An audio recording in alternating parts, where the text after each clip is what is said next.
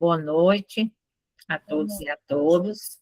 Sejam muito bem-vindos em mais uma palestra pública da UEC, União Espírita Cristã.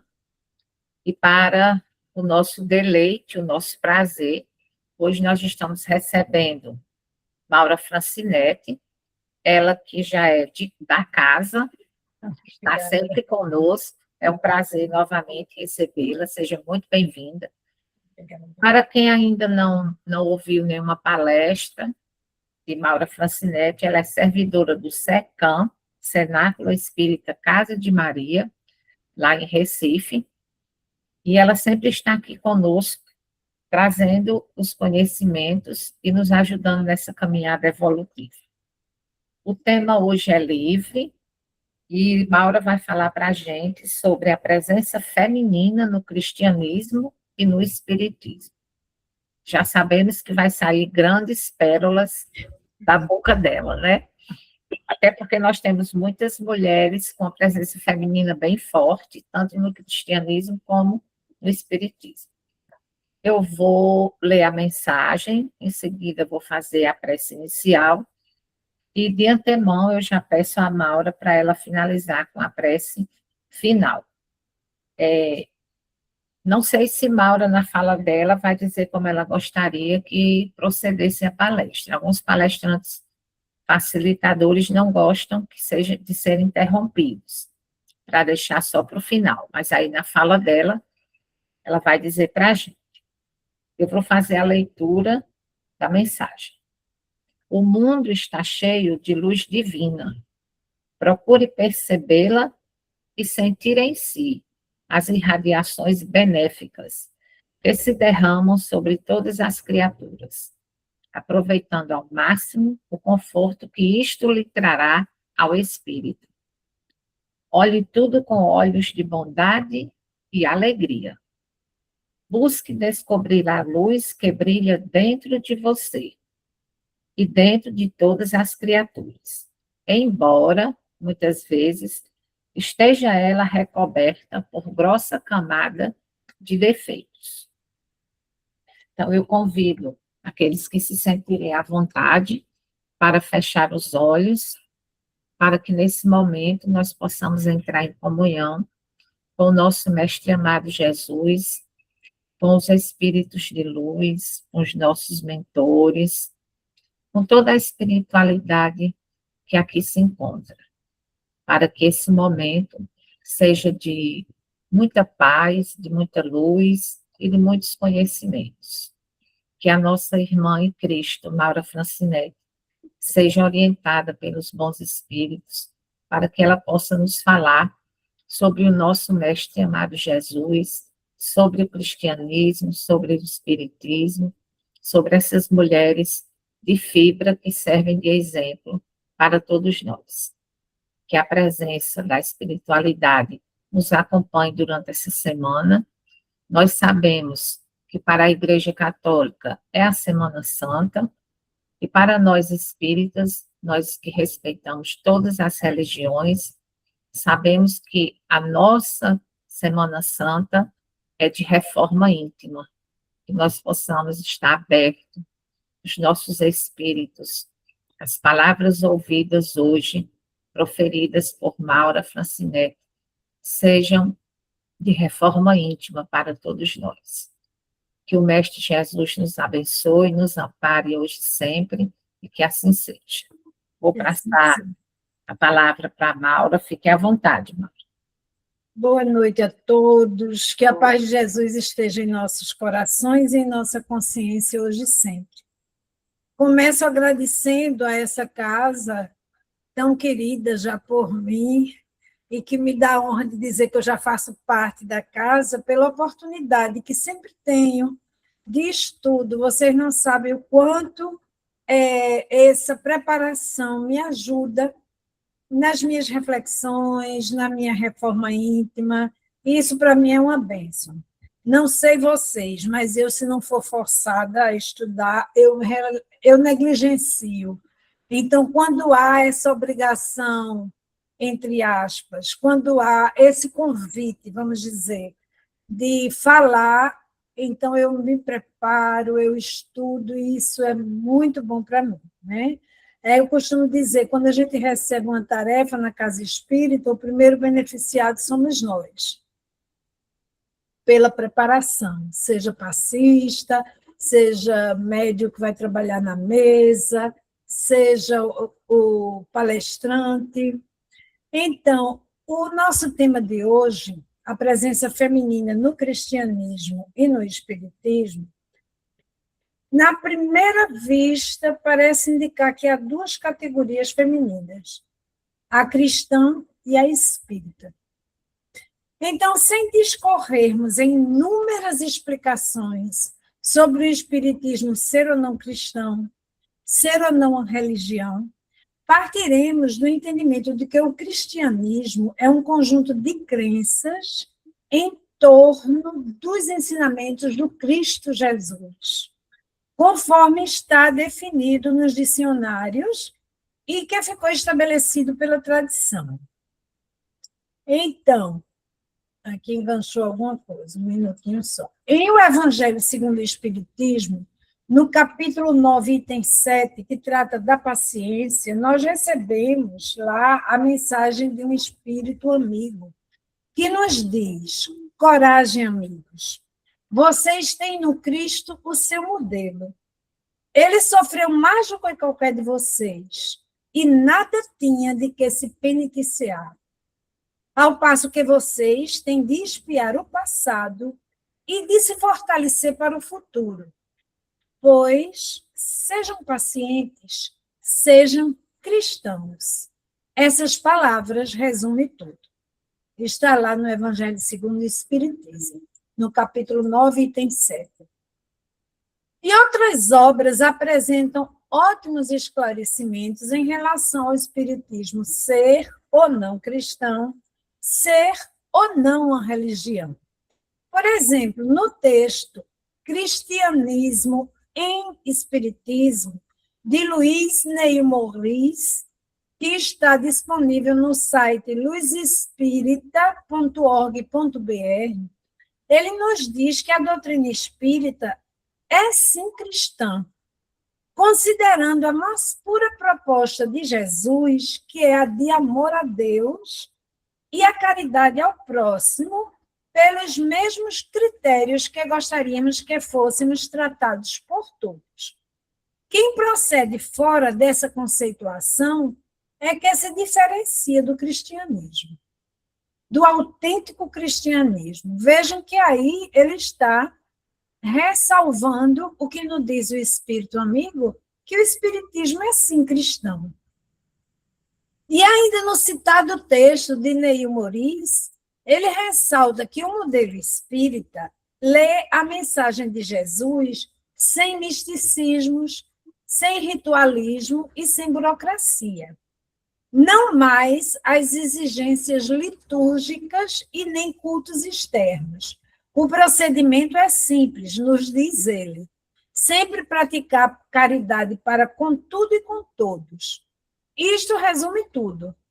Esta simplicidade passa longe do formalismo das religiões tradicionais, portanto, diferenciando-se do convencional cristianismo.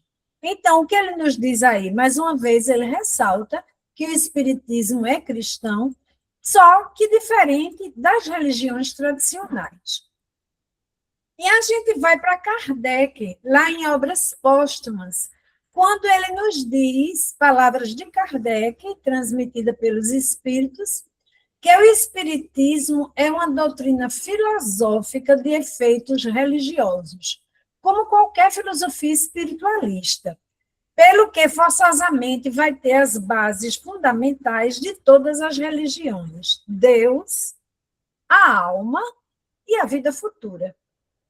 Mas não é uma religião constituída, visto que não tem culto, nem rito, nem templo, e que entre seus adeptos, nos diz lá Kardec, nenhum tomou nem recebeu o título de sacerdote ou de sumo sacerdote.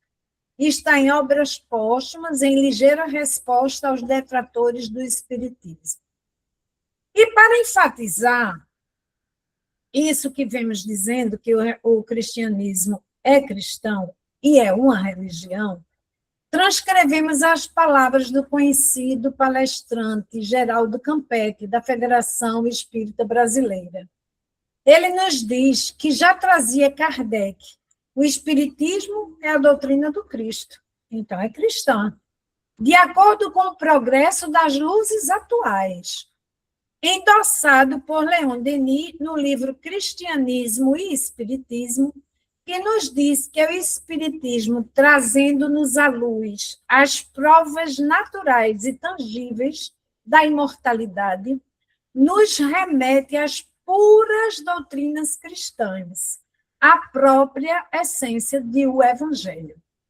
E continua Campetti dizendo: o cristianismo redivivo, a terceira revelação, o Espiritismo segue os ensinamentos do governador da Terra, Jesus Cristo, com vasto conteúdo trazido pelos Espíritos e pela codificação de Allan Kardec, sobre o hoje, o amanhã, os nossos desafios, as respostas aos porquês.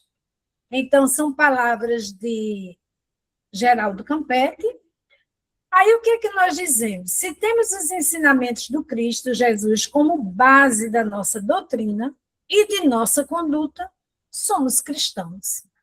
Assim sendo, diríamos que nossa conversa de hoje será em torno da presença feminina no cristianismo, no qual incluiremos relevantes exemplos da presença feminina no espiritismo.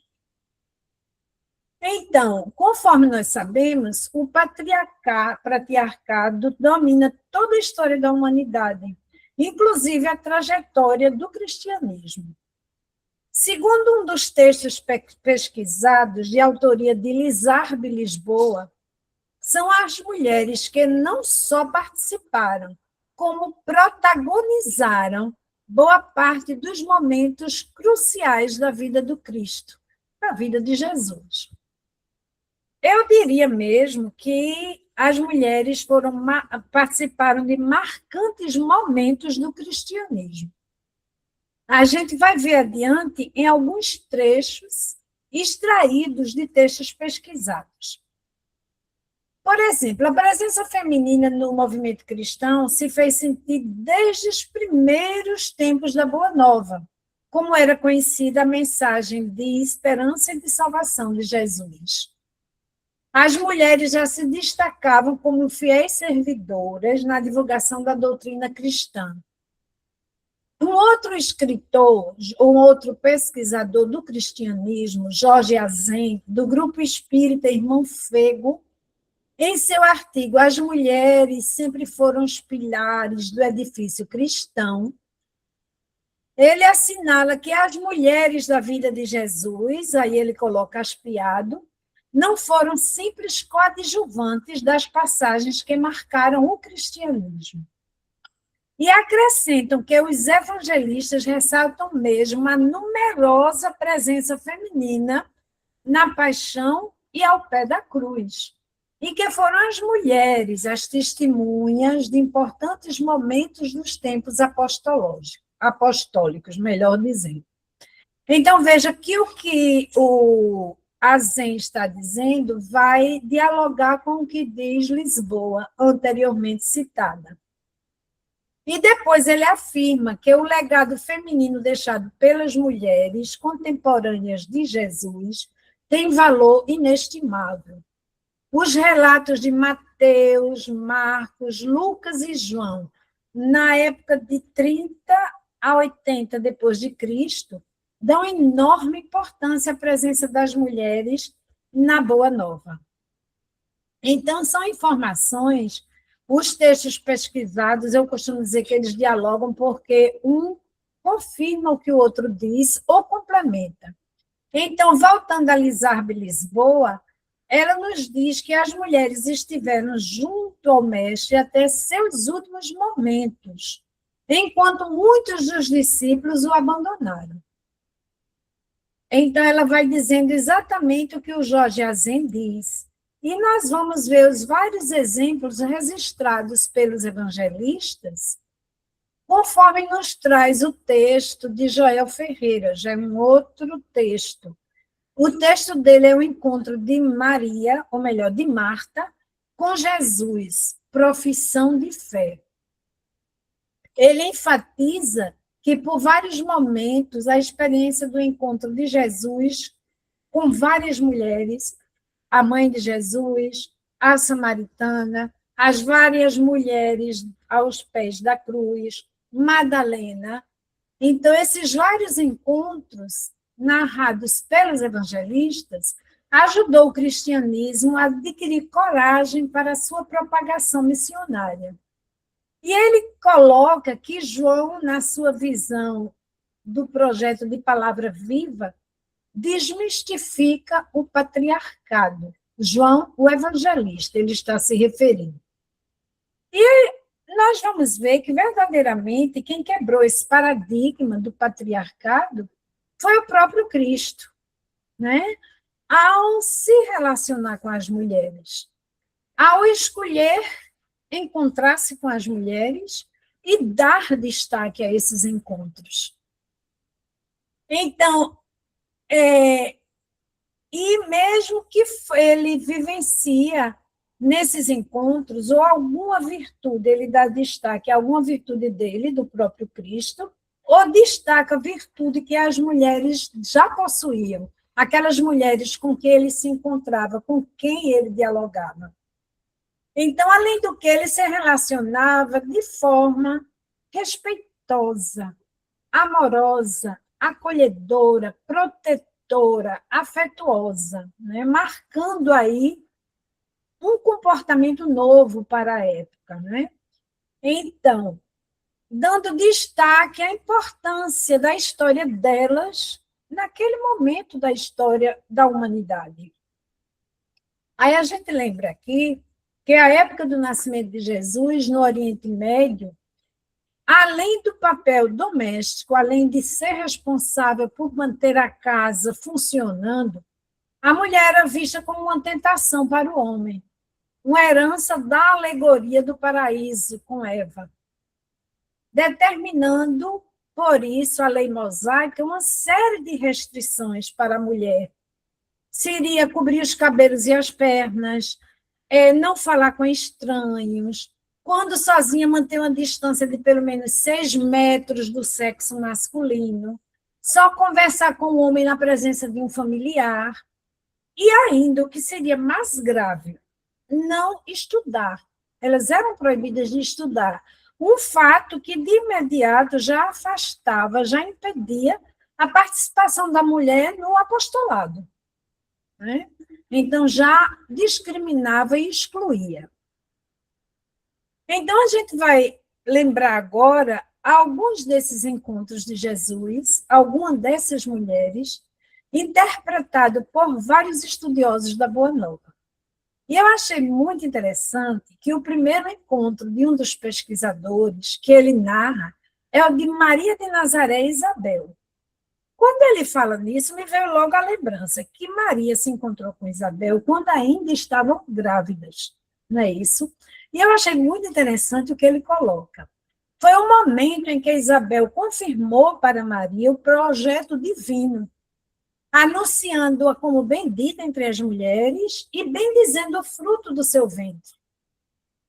E ele faz uma analogia, foi aí que eu achei mais interessante ainda, dizendo que Isabel, idosa, estéril, que seria, né, grávida de João Batista, representaria o passado, que abre caminho e dá as boas novas ao novo, que é Maria, jovem e grávida de Jesus.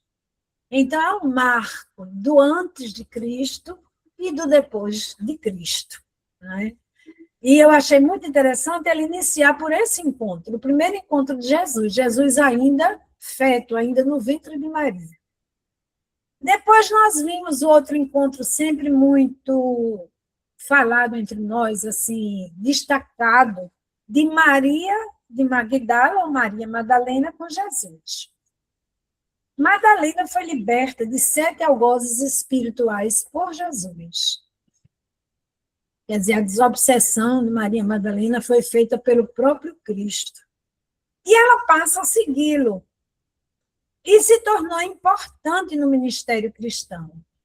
A mais poderosa das demonstrações de confiança de Jesus em Madalena, e por extensão as mulheres, foi o fato de tê-la escolhido para ser a primeira testemunha do seu ressurgimento, após a crucificação.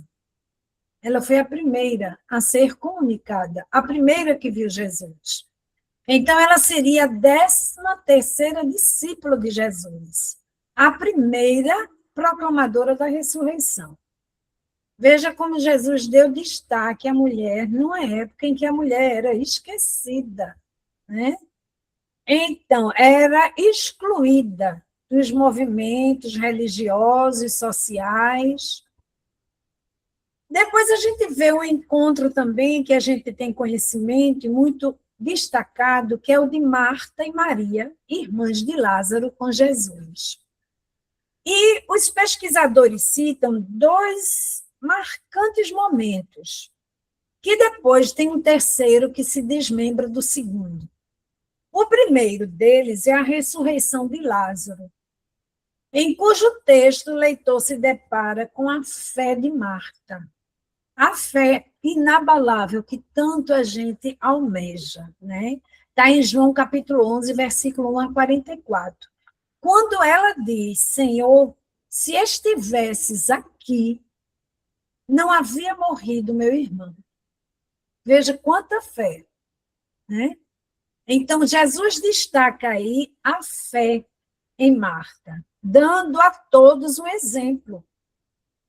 O outro momento, também com Marta e Maria, é a visita de Jesus na sua casa, quando elas representam ali o contraste com a vizinha Jerusalém, que era uma cidade dura e fria. Elas se mostram hospitaleiras, ternas, acolhedoras, respeitosas, né? Então, elas ali estão simbolizando todas essas virtudes do acolhimento, da hospitalidade, da ternura, do respeito. Foi mesmo uma coisa para mostrar, veja como a mulher tem suas virtudes. Diante de uma Jerusalém que o estava, vamos dizer assim, discriminando, duvidando de que ele fosse o Messias. E um terceiro momento que desmembra desse, da visita de Jesus na casa de Marta e Maria, é a unção de Jesus por Maria, irmã de Lázaro, pouco antes da paixão, que é um ato de adoração, de amor, de reverência. Ela unge Jesus do cabelo aos pés com um perfume da época, de uma essência que era cara, perfume de nardo puro, e guardado em um vaso de alabastro, que também tinha seu valor, né? E é um gesto de extrema humildade, ela enxuga os pés de Jesus com seus próprios cabelos. Veja quanta virtude essas mulheres estão apresentando, e Jesus dá o caminho para esse destaque com o ensino para todos. Outro exemplo da mulher no Evangelho, que a gente está destacando aí inicialmente o Evangelho, que foi o momento do cristianismo primitivo, aquele que era puro, sem ainda a interferência de uma igreja constituída. O exemplo da hemorroísa, o encontro de Jesus com a mulher hemorroísa, aquela que sofria de um fluxo de sangue por 12 anos. E é um dos relatos mais comoventes dos evangelhos, destacando o poder da fé, também, como destacou o poder da fé em Marta. Ela acreditou que se ao menos tocasse a túnica de Jesus, tocasse suas vestes, seria curada. Sem que precisasse de uma palavra, sem que precisasse que ele a tocasse, né? E aí vem destacado nessa narrativa, além da fé da mulher hemorroísa, vem destacada a compaixão de Jesus e o seu poder de restauração social e física da mulher, naquele contexto histórico e geográfico.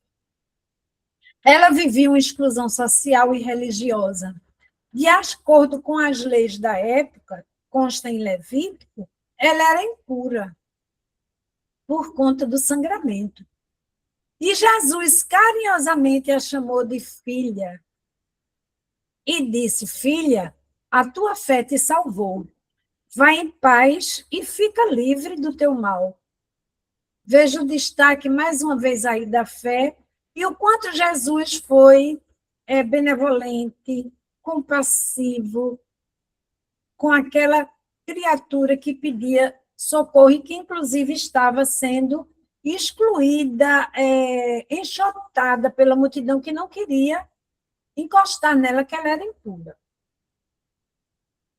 A outra passagem, a estrangeira samaritana. Então, ela encontra Jesus junto à água do poço. O poço que elas iam tirar água e que muitas vezes ali encontravam-se com os patriarcas, com os seus esposos. Então, aí a gente tem o símbolo da aliança de Jesus com a humanidade desprezada, excluída, em pleno dia, o que para eles era uma coisa impossível, era uma coisa que não se admitia naquela sociedade. E o que simbolizava a água? Aquela água que ela estava tirando do poço, segundo os estudiosos, seria a lei esvaziada. Aquela parte da lei de Moisés, das leis que os homens tinham criado, e não as leis divinas enviadas por Deus no Monte Sinai a Moisés, a parte humana da lei. Então, a água é a lei esvaziada, que dá, neste momento, lugar para a fonte da água viva, que é Jesus. E ele diz, né, se beberes dessa água, não mais sentirás sede. É muito rico, né, o Evangelho. A gente vai lendo e a gente vai se emocionando com as narrativas e com as interpretações, porque muita coisa a gente acha difícil interpretar e fazer essas analogias. Ainda temos o exemplo da mulher surpreendida no adultério. Vejam o significado. O masculino que estava com ela não foi trazido, não foi exposto em praça pública, não foi colocado em meio à multidão. Ela não estava pecando só, ela estava acompanhada, mas foi ela que foi à praça pública. A violência era com o feminino. Daí, além de violentar a mulher, colocam-no no meio da praça, querem expor Jesus ou querem colocar Jesus numa enrascada. Eles queriam que Jesus se mostrasse contra as leis da época para ter um motivo para prendê-lo. Então, o gesto de Jesus, pedagogo que era, de agachar-se e escrever no chão, desmoralizava e desmobilizava aquelas autoridades que esperavam de Jesus uma reação talvez violenta, de negação das leis. E o que é que Jesus diz? Quem não tiver pecado, atire a primeira pedra. Aí veja o que é interessante. A semana passada, lá no Cenáculo Espírita Casa de Maria, um palestrante ressaltou algo que a gente vê, quer dizer, que a gente vê, mas que a gente sozinho não descobre. Só quem tinha capacidade de atirar a pedra era Jesus, porque ele era o único que não tinha pecado. Mas o que ele fez? Ele usou de indulgência. Ele praticou a verdadeira caridade, que é benevolência, indulgência e perdão. Né?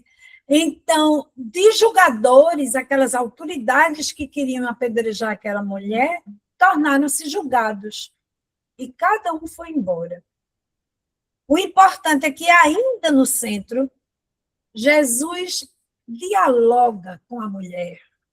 Ele dá a palavra a ela, perguntando onde estão os que queriam te apedrejar, né? E ela diz que ninguém a condenara. Onde estão os que queriam te condenar? Ela disse, ninguém me condenou. E ele, ao dizer, nem eu te condeno, vai, não peques mais, assinala o encontro com ela, expressando a misericórdia e a valorização da pessoa. Só um mestre como Jesus, para ter uma postura dessa, em todo aquele momento, naquela região, naquela cultura. Então, essa mulher de ultrajada e condenada, agora tem a dignidade humana. Quanta grandeza do nosso Mestre Jesus, dando um exemplo de compaixão, de misericórdia a toda aquela população através de uma mulher que estava sendo escorraçada, né, que iria ser apedrejada. Vejam quanta misericórdia do Mestre, quanta sabedoria. Depois a gente vê as mulheres ao pé da cruz. A presença delas era uma denúncia e o protesto contra o pretório romano e contra o sinédrio judeu. E também contra os discípulos bem próximos de Jesus, que muitos não foram ao pé da cruz, né? Deixaram Jesus caminhar só.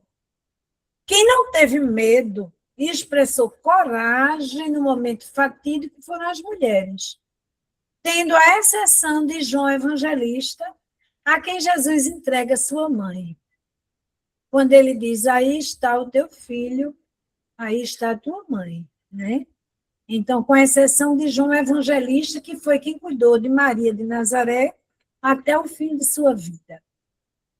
E perto da cruz estavam as mulheres, a sua mãe, a irmã de Maria, Maria, mulher de Cleopas, que foi um dos discípulos que encontrou Jesus ressuscitado no caminho para Emaús, e Maria Madalena.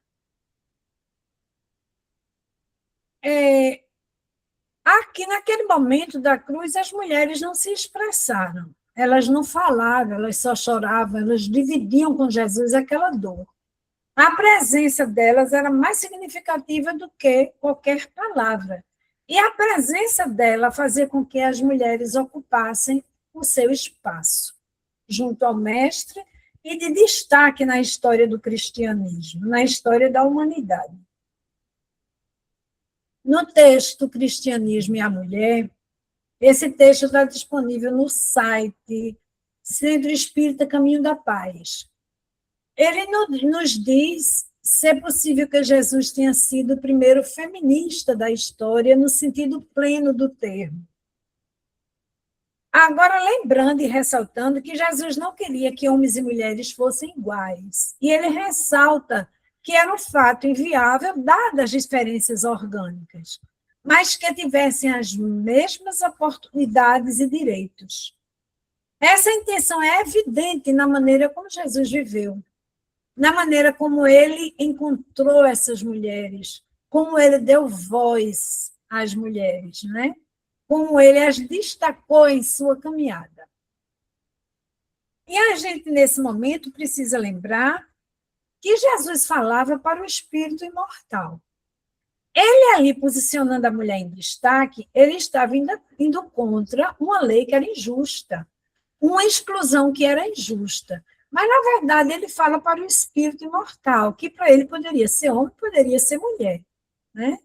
E sabendo que na pluralidade das existências, essas vivências elas vão se alternar, elas vão se mesclar. Um momento homem, outro momento mulher, outro momento mulher de novo, outro momento homem, né? Então, para Jesus, nós somos um espírito imortal em evolução. Leon Denis nos lembra no texto, na obra, melhor dizendo, O Invisível, capítulo 7, o Espiritismo e a Mulher, que apesar do esforço do Cristo, a tradição judaica prevaleceu na igreja e a mulher continuou subjugada. Foi discriminada, perseguida por sua habilidade de comunicação com o invisível, né? Com sua capacidade de persuasão e intuição aguçada. Acho que a gente lembra as várias mulheres que foram para a fogueira.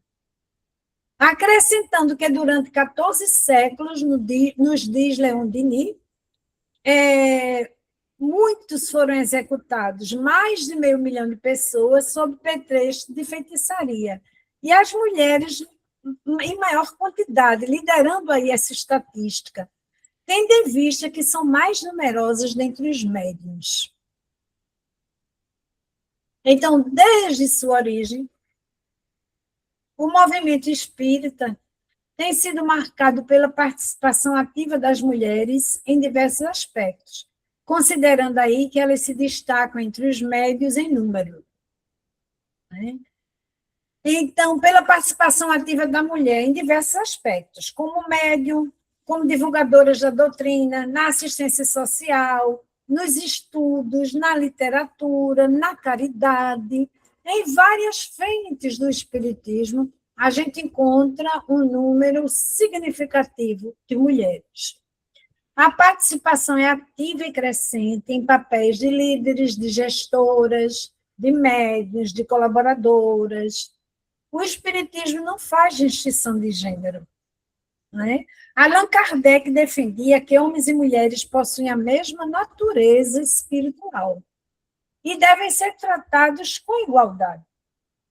A exemplo de Jesus, modelo e guia da nossa doutrina, no Espiritismo vemos as mulheres ser tratadas com a merecida dignidade e não mais como um ser inferior.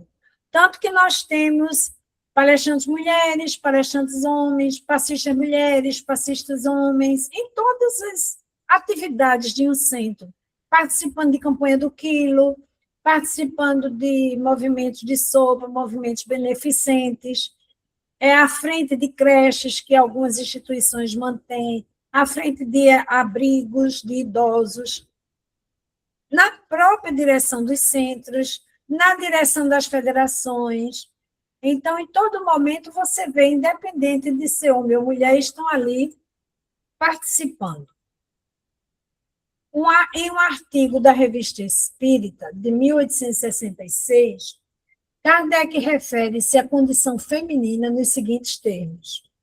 Com a doutrina espírita, a igualdade da mulher não é mais simples teoria especulativa. Não é mais uma concessão da força à fraqueza. É um direito fundado nas leis mesmas da natureza. Né? Então, não é um favor, é um reconhecimento, é uma justiça. Dando a conhecer essas leis, o Espiritismo abre a era da emancipação legal da mulher, como abre a da igualdade e da fraternidade. Como a gente defende, né, a fraternidade universal. E Leon Denis afirma que encontram-se em ambos os sexos excelentes médiuns. Aqui você veja que a gente não está colocando a mulher acima, nem o homem abaixo, ou o contrário. E estamos colocando em pé de igualdade, mostrando que há uma estatística que diz que há maior número de mulheres médiuns, mas que os homens também participam e que há excelentes modelos, excelentes exemplos, tanto de mulher como homem. Entretanto, a mulher, elas parecem que são ortogadas às mais belas faculdades psíquicas, diz Leon Denis. Daí o eminente papel que lhe está reservado na difusão do espiritismo. Hoje é, sobretudo, por intermédio da mulher que se afirma a comunhão com a vida invisível, nos diz Leon Denis. Aí, dando continuidade, e no início, Palmira pediu para eu dizer se queria que se fosse interrompida ou que não, eu não disse. Fiquem à vontade, para mim não há diferença de parar ou de, no final, se eu não souber, Palmira sabe, ela responde. Palmira, Godra, tem muita gente boa aí. No século XIX, se o Consolador prometido não contasse com a mão de obra, com a grandeza, com a persistência e com a moralidade feminina, certamente a doutrina espírita não existiria. A gente vai ver os destaques do espiritismo. Desde os primeiros tempos, as mulheres estiveram presentes de maneira fundamental para o entendimento da possibilidade de contato entre encarnados e desencarnados. Aí nós vamos recordar agora algumas figuras ilustres do Espiritismo, que todas o são, mas algumas se destacaram por terem sido pioneiras, pelo fato de terem vivido numa época de maior preconceito contra o espiritismo, né? Ainda hoje a gente sabe que tem religiões que dizem que nós somos do demônio. Ainda hoje, imagina aquela época, né? 1800, início, século XIX, meados do século XIX. Então, tivemos algumas mulheres importantes e fundamentais para a codificação e a propagação do espiritismo. Inicialmente, acho que todo mundo já ouviu falar naturalmente das irmãs Fox, que com elas que começou todo o movimento de pesquisa, né? Elas eram de Nova York e ganharam notoriedade com o seu relato de sons estranhos dentro de casa, batidas que respondiam aos comandos, não é? E é fácil imaginar o agito que foi, a comoção causada por tal assunto, àquela época, em 1848, ainda mais por essa informação ter vindo de duas mulheres, duas jovens, né? Sabendo-se aí que a Inquisição da Igreja Católica, iniciada no século XIII, em 1231, para perseguir, julgar e punir heresias, estendeu-se até o século XIX, 1821, 1834. Né? Portanto, bem próximo desses estudos, 1856, 1857. Aí veja a coragem dessas mulheres tão jovens, duas jovens, né, de enfrentar e de dizer que ouviam essas batidas e que experimentaram fazer perguntas e as batidas respondiam com sim ou com não, de acordo com o comando delas. Depois dessas duas, que foi o primeiro passo, vamos assim dizer, o primeiro movimento para que fosse depois aprofundando, ampliando, e que Kardec chegou a codificar o espiritismo. Aí tivemos Caroline e Julie Baudin, duas jovens de 18, a Caroline, e de 15 anos, a Julie. Aline Carlotte e Ruth Jaffé, ambas com 20 anos, segundo informações históricas, e que foram elas as corajosas vanguardeiras da mediunidade. Caroline e Julie era Caterine e Caroline, e muita gente vai conhecer por Caterine. E Julie também tinha o nome de Pelage Julie. Elas psicografaram quase totalidade das questões do Livro dos Espíritos, em 1857, nas reuniões familiares que eram dirigidas pelos seus pais e assistidas por Kardec. E Ruth foi a medianeira responsável pela revisão de todo o texto, incluindo o que ia se adicionando. Ainda teve Hermance de Faux, que também colaborou com Kardec na codificação. E a sua esposa, Amélie Baudet, né, esposa de Kardec, que foi uma personagem fundamental na história da implantação da doutrina espírita, porque ela não era médium, ela era professora, era artista plástica, mas foi uma das maiores incentivadoras desse trabalho de codificação e difusão do espiritismo. Tanto que ela colaborou com os estudos de Kardec, e após a partida de Kardec para a pátria espiritual, ela assumiu o trabalho de gestão, de organizar aqueles grupos, de dar continuidade às pesquisas e divulgar, né? E, segundo as informações, foi ela que começou a revista Espírita. E, nas palavras do próprio Kardec, ele diz: minha mulher concordou plenamente com meus pontos de vista e me secundou em minha tarefa laboriosa, como faz ainda, por um trabalho muitas vezes acima de suas forças, sacrificando sem pesar os prazeres e distrações do mundo aos quais sua posição de família tinha habituado. Quer dizer que a Amélie Baudet tinha uma condição boa na sociedade e podia estar encantada com as festas, com as coisas, mas ela foi ajudar o marido na pesquisa. Aí tem uma série de outras, que aqui a gente acelerou um pouquinho, porque não daria tempo. Tem a Florence Kuhl, que é Eusápia Paladino, Elizabeth Desperrance, Ana Prado, Zilda Gomes, Ivone do Amaral Pereira, que foram valorosas trabalhadoras da primeira hora. A gente está no fim, a gente está na última hora.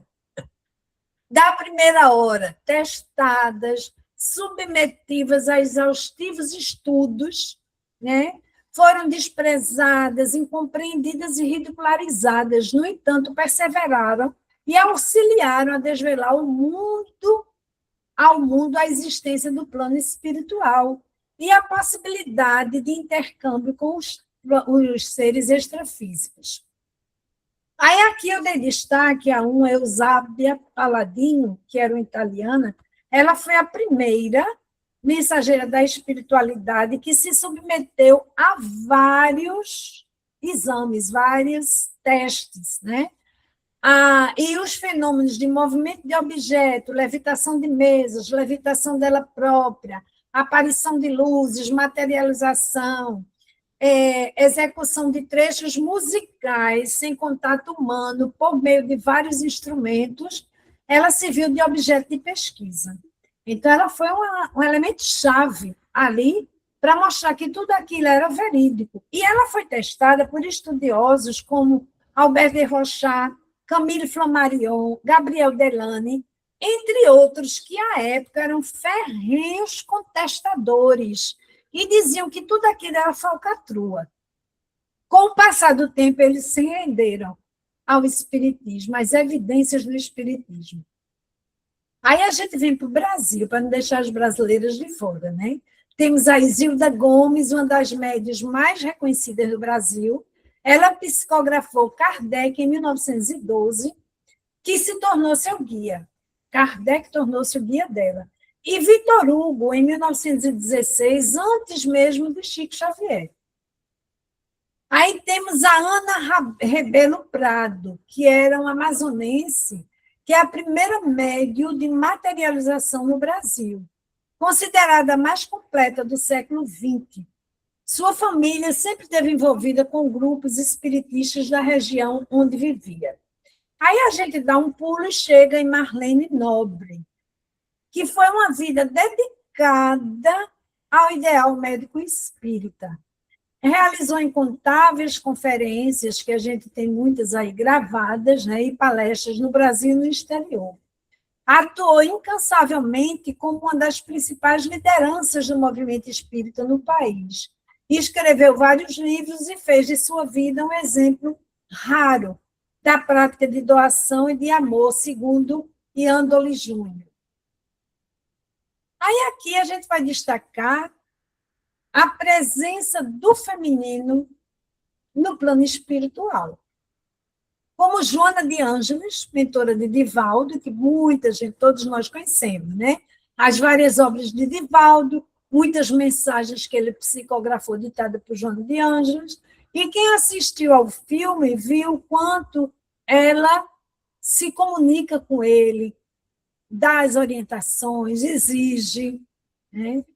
E Meimei, né, gente, que ilumina vidas com o amparo espiritual de muitas casas espíritas e nos traz tantas palavras amorosas, acolhedoras, esclarecedoras, otimistas, fervorosas, que nos confortam e nos inspiram nossa trajetória cristã espírita.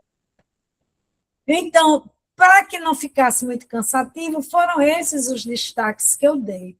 Nós temos aí muitas outras, né? Tem a Sueli Caldas Schubert, que tem muitos estudos bons, e muitas palestrantes que a gente no YouTube vê que são assim estudiosas, mulheres empenhadas e dedicadas aos estudos espíritas. E a gente tem a coragem de dizer que são dedicadas ao estudo e à reforma íntima, porque quem estuda o espiritismo e quem estuda o evangelho não pode, não é e não consegue ser mais a mesma pessoa. Cresce, quer queira, quer não queira, evolui, porque quando a gente começa a mergulhar nessa rica história do cristianismo, do espiritismo, a gente tem asas aí para refletir, para se analisar, não é? Para somar os prós e os contras de nossas posturas, né? Eu costumo dizer que a gente tem a nossa consciência para entregar a Deus. E a nossa consciência está ali nos cobrando, porque é onde está registrada as leis divinas. Quando a gente erra, lá no íntimo a gente sente que errou, que tem que retificar, que tem que ter outra postura, e ninguém vai, por isso, criar um complexo de culpa. A gente vai seguir adiante. Até aqui eu fiz assim, agora não faço mais. E se empenhar mesmo nessa reforma. Hermínio Corrêa de Miranda, em sua obra Diálogo com as Sombras, ele ressalta no capítulo 23 a grande sensibilidade da mulher a constitui medianeira por excelência, capaz de exprimir, de traduzir pensamentos, as emoções, os sofrimentos das almas, os altos ensinos dos espíritos celestes. Na aplicação de suas faculdades, encontra ela profundas alegrias e uma fonte viva de consolações.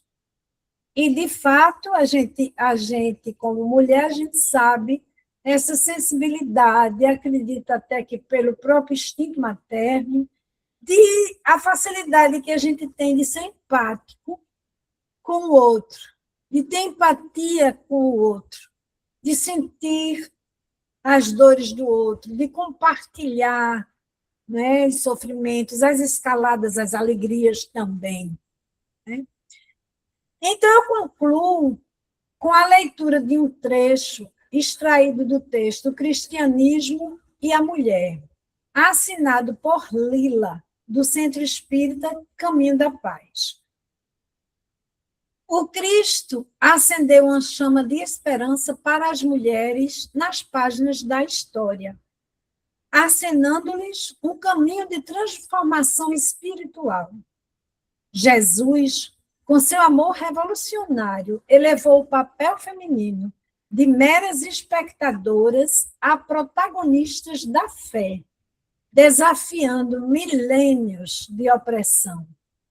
Em sua jornada inspiradora, o toque do Divino Mestre ressignificou a essência feminina, revelando sua força, sua sabedoria e capacidade de amor incondicional.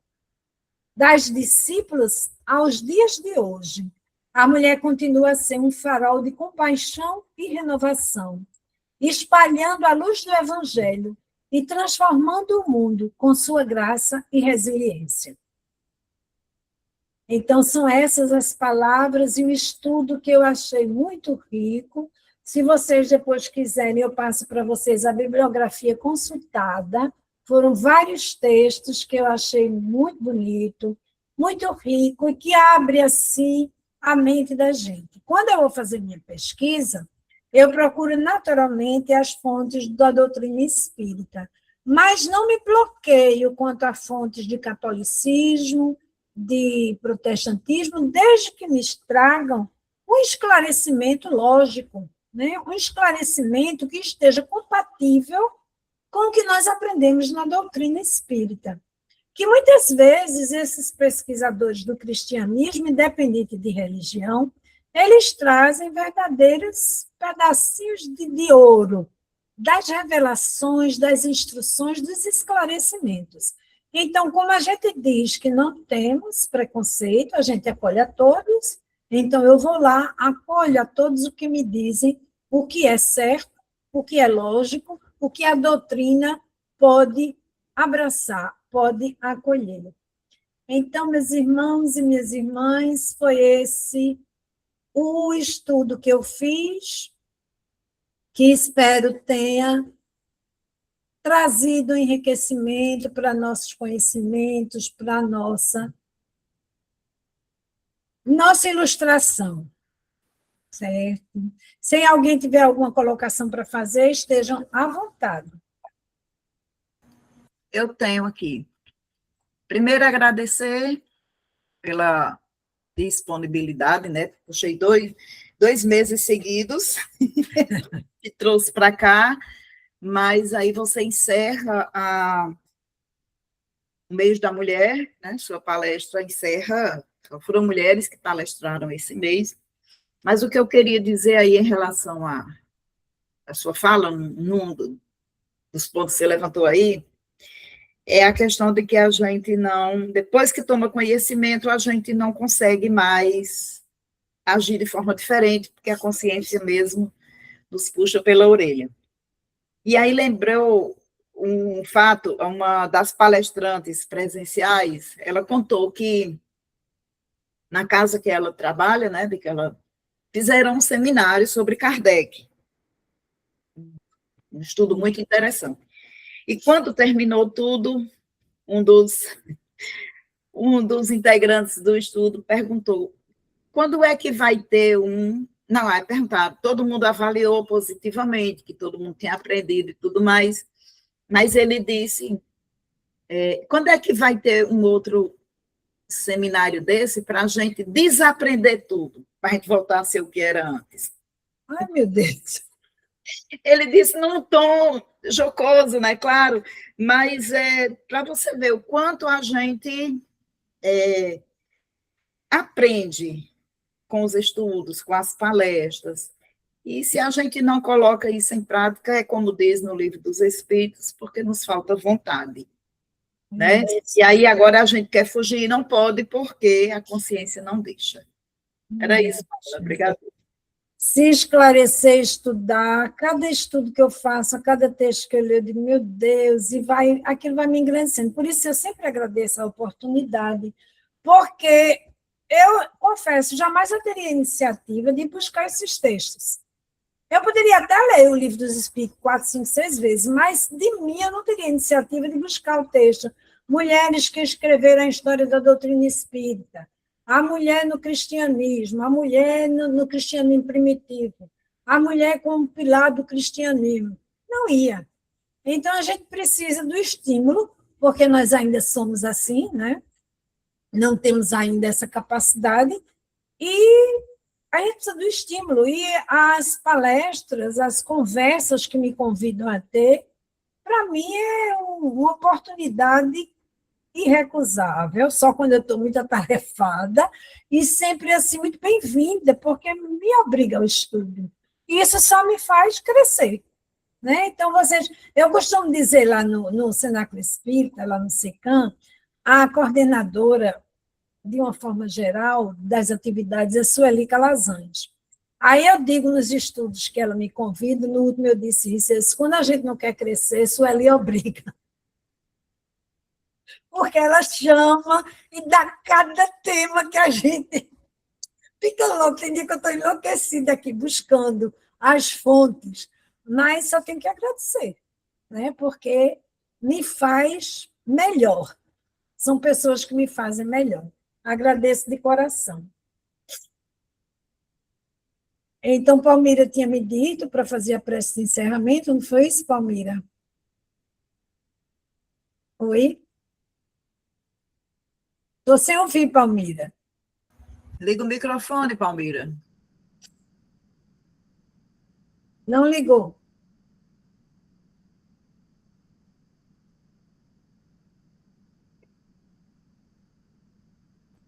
Estava ligado. Agora deu certo? Deu certo. Eu coloquei o fone de ouvido.